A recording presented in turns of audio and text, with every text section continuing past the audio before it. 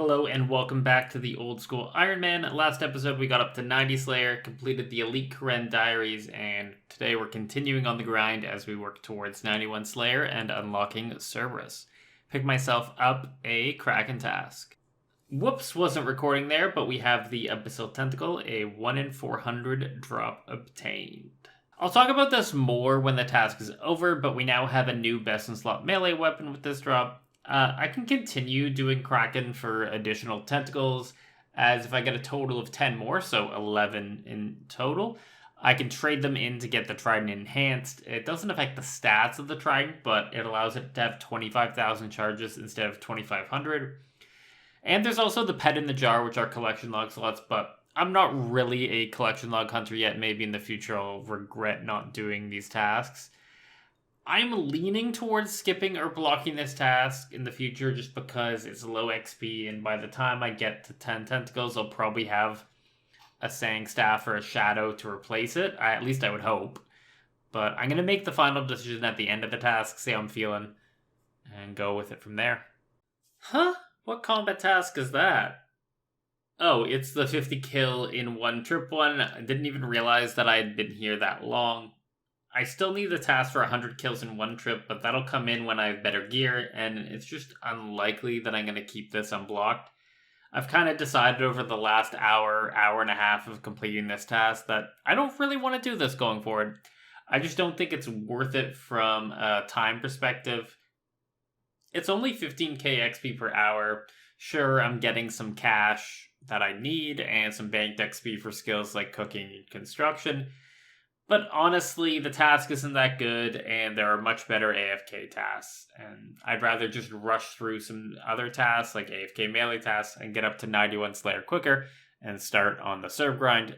Enhanced Trident be damned. So how the Kraken Tentacle works is that you can add it to an Abyssal Whip and combine them together to turn into an Abyssal Tentacle. And the Abyssal Tentacle will have a total of 10,000 hits. Once the tentacle runs through all those hits, it will degrade back into the Kraken Tentacle, requiring another whip to be fed to get 10,000 more hits. Unless we spoon a better melee weapon, Abbey Whip hunting is going to be a part of our life going forward. If we are comparing it stats-wise to an Abyssal Whip, which has no degrading, the Tentacle has plus 4 melee strength and plus 8 slash accuracy. So essentially 1 extra max hit and a little bit more accuracy. I will likely use the Tentacle on the high level content like raids where the charges are worth using and you can feel the difference between the two weapons.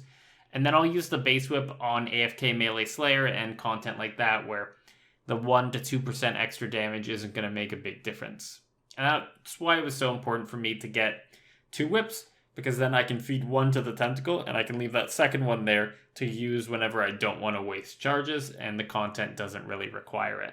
I think I mentioned this last time, but now that I have the 100% Ash Sanctifier from the Karen Elites, I am just Ash Sanctifying the lower level Ashes from Bloodveils and Hellhounds.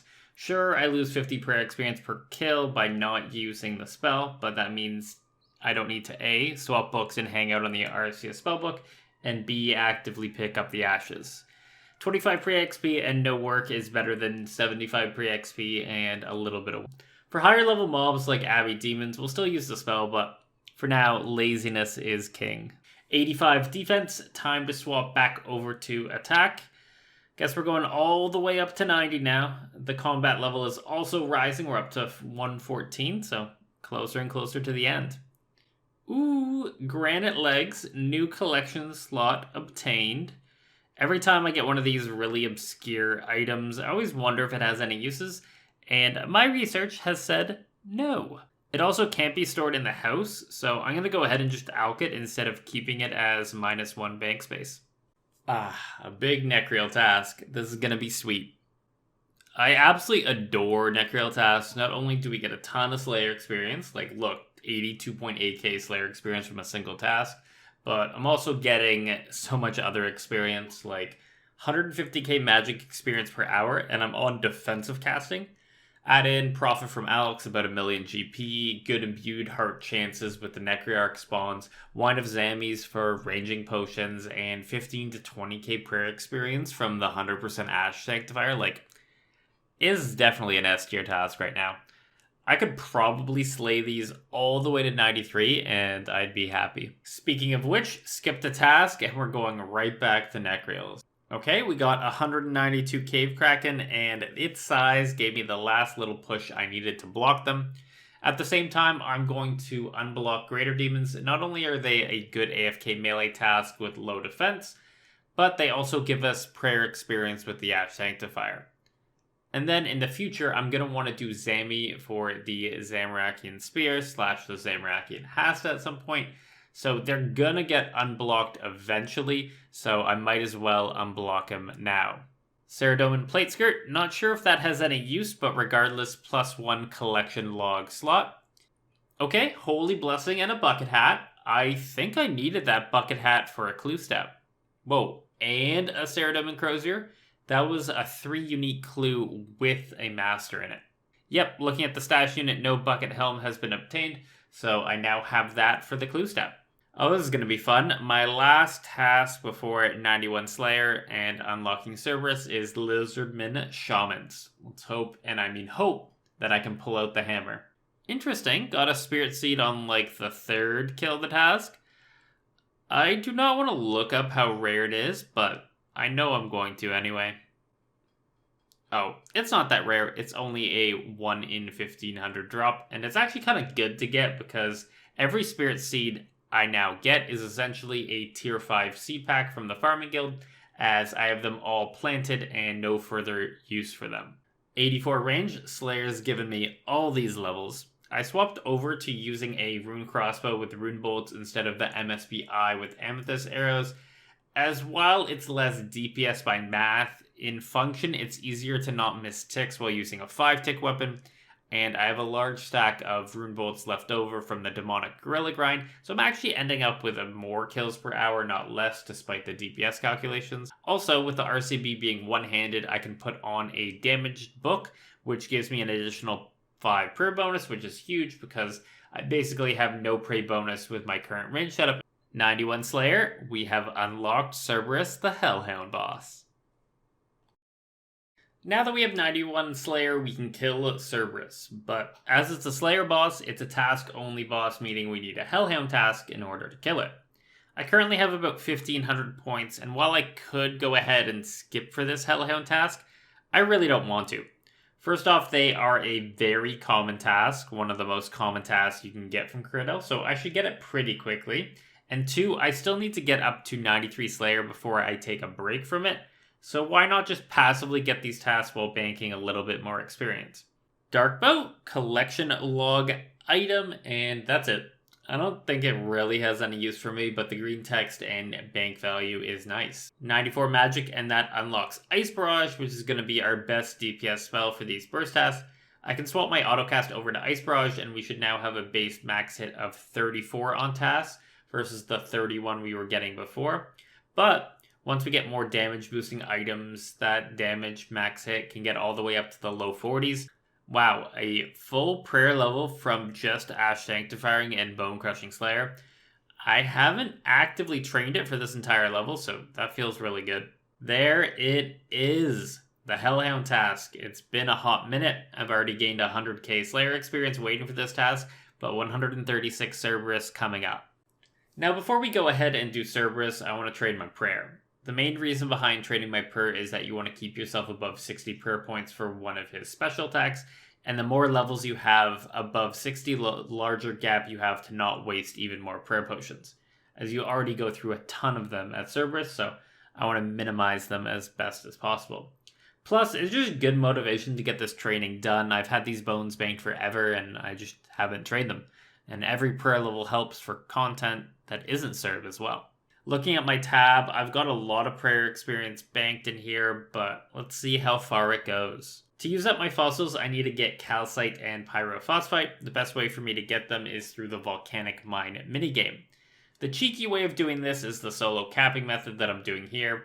You play the first minute of the game and get all the token points that you end up with for doing the starting stuff, and you end up with low 400s in points. And once you've done all that capping, you leave the game and you claim your 400 points. This is less efficient than a 5-man game, but way more mindless, and I don't need to learn the content. It takes just over 2 minutes to do this one game, so it's somewhere in the order of 10 to 12,000 points per hour if you're being quick about it. My goal is 150 of each resource, which takes 21,000 points, so 2 hours for all of this. There aren't many references out there as to how much calcite and pyrophosphite you use per fossil, so I'm unsure if this will be enough to get all my fossils done, but it's a good starting point. And if I did my math correctly, this should be 21,000 points, and we're done. Yep, ready to buy 150 of each of them. The process of enriching the fossils is done in the forest by the birdhouse location. You just dump an inventory of fossils in there, add 7 to 8 calcite and pyrophosphite, and then wait for the fossils to bubble on the surface, making sure to click them when they bubble up to the surface. Otherwise, they will dry out and you will lose that fossil. Eventually, the progress bar will be done and they will no longer bob. Come to the back side of the mushroom and let the fossils through the sluice gate, where you can collect them. With fossils in hand, travel with the mushroom to the house on the hill and use them on the strange machine. It's like using bones on an altar. Next thing you know, you're raking in the prayer XP. 77 prayer, the first of hopefully many levels here. This is going to be my last inventory of fossils here. Got myself up to 79 just from them, and I still have a ton of fossils left. Looking at the storage chest, I still have 5 large fossils that I forgot to use, and then 321 small fossils.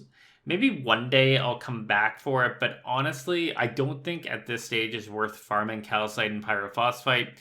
It's worth it for the small fossils. Maybe if I get into like 5-man volcanic mine, it'll be worth it, but for now, they're just going to sit here as 160k prayer experience. Next up on the prayer training is the ashes and bones. Now for low level bones, let's say dragon and below, I'm going to just use the Archaeus spell and get 3 times experience. But for the higher level bones like Hydra, Dagonoth, and Superior, I will probably make the trek out to the Wildy altar and get the 7 times experience.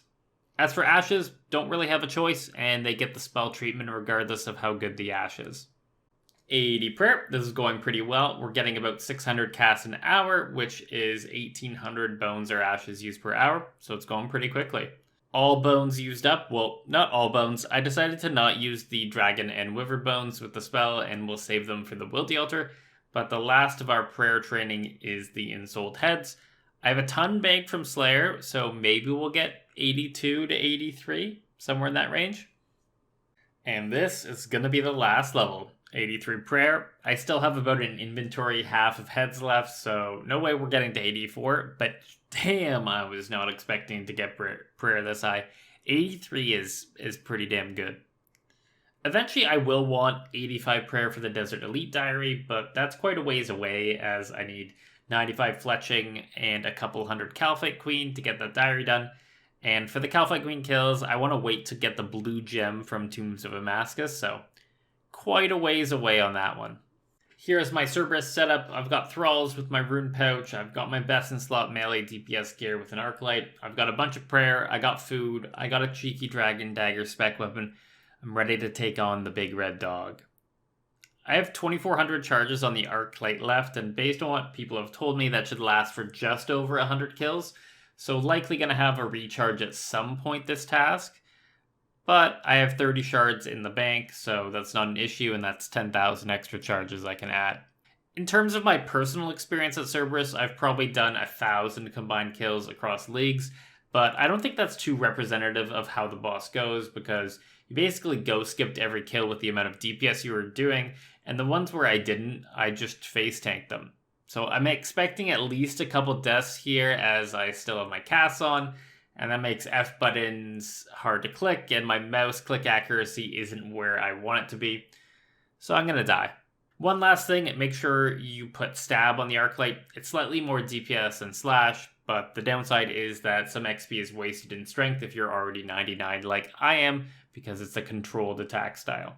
First kill down, didn't die, and didn't get hit by lavas. I'm going to be banking these ashes. I could bring Demonic Offering, but with shorter trips, it's just as easy to bank them and use them up later. Okay, 3 kill trip for my very first trip. Not the best, but I will take it. Okay, got 4 this time. Tanked a full ghost hit as I just space cadetted there, but still survived. Okay, it finally happened. I died. Kill 9. And I realized when I was looting my death pile that I had 16,000 of each rune still. And that means I did the 9 kills without summoning a single thrall yet. Just forgetting to. So going forward, I'm going to try to remember to summon thralls a little bit better. Thralls are really cool because they never miss and instead roll a random number between 0 and 3. So regardless of a target's defense, it provides 0.625 DPS. And depending on the boss and the setup, that can be anywhere from 6% to 20% extra DPS. I forgot to go over this before starting Cerb, but there are 4 unique drops we were looking for. The 3 boot upgrade drops that make the best in slot boots, and the smoldering stone which turns dragon tools into infernal tools, which have a chance of processing the resource as you gather it. They all have a 1 in 512 drop rate, so we should see 1 every 128 kills or so on average. And if I had to rank the preference of getting them, I would probably go Primordial Crystal, Pegasian Crystal for the range boots, Smoldering Stone for the Infernal Tools, and then finally, the least useful of them, the Eternal Gem for the Eternal Boots. Hopefully we can come out of this task with at least 1 crystal complete. And much like Necreal's, the Wine of Zamorak drop is the best common to get. Each drop is 45 more ranging pot doses, so I'll take that all day. We finally got the no-ghost kill at 29 KC. Without actively going for it, you just need to get the right hits at the right time in order to skip the first ghost attack, and it just happened. Well, that feels good. Got a 6-kill trip, which I think is my best trip yet without a death pile. So I'm just slowly and surely getting better at this, and eventually I'll feel really good about it. Oh shoot, we got a crystal. Oh man. Okay, it's the peg crystal, but I'm getting out of here. Okay, so we got the Pegasian crystal, as I mentioned, second best thing I wanted. And I was hoping to get 1 crystal this task, and we've already hit that at 49 kill count. But currently this crystal is kind of useless to me as I don't own the ranger boots, but all that means is motivation to start the medium clue grind. And boy, is that going to be a grind. I'm not the biggest fan of clues. You can kind of see that by my current clue count. Looking at my mediums, I've only done 10 of them. So yeah, I've been hella lazy about them, but that's got to change. The collection log pop-up got me, saw it and thought I got crystal number 2, but no, it's just the Keymaster teleports. These are nice as it saves me a walk to Cerb, but I'll probably only use them after deaths to loot my grave quickly. At least every collection log from now is either really good or a really rare item like the pet or the jar. 86 defense on the first kill of the day, great way to start it off. Well, that made for a fun kill. The Arclight ran out of charges. Let's go recharge it. Because the Arclight ran out of charges, I had to take it to the Karen Catacombs to get it recharged instead of just using shards on it. I do have 35 shards in the bank, so adding 30 here isn't a big deal, and we now have 10,000 more hits at Cerberus. Based on the charges used per kill at this stage, it's somewhere in the 400 to 450-ish kills before I need to recharge it again. And looking at the places it works, Cerberus may be our last boss/slayer monster that we use it at. So I'm not too worried about our Arclight charges going forward. If we have 2 out of 4 or 3 out of 4 complete when the Arclight runs out, I will be very happy. Slayer task complete, 136 Cerberus down, getting 93k Slayer experience. I really enjoyed this task. It was nice to get some old school bossing under my legs, not in leagues, and the loot wasn't too shabby after all. Our total level is getting up there, 2097, and next episode I'm pretty much guaranteeing the fact that I'm going to hit 2100, which is another one of those, damn, I never thought I would reach it milestones. But I'll give you a little hint to what we're going to do in the next video. It's in my inventory, the Pegasian crystal. We're going to look in a way to use it. Take care, have a good day, and I'll catch you in the next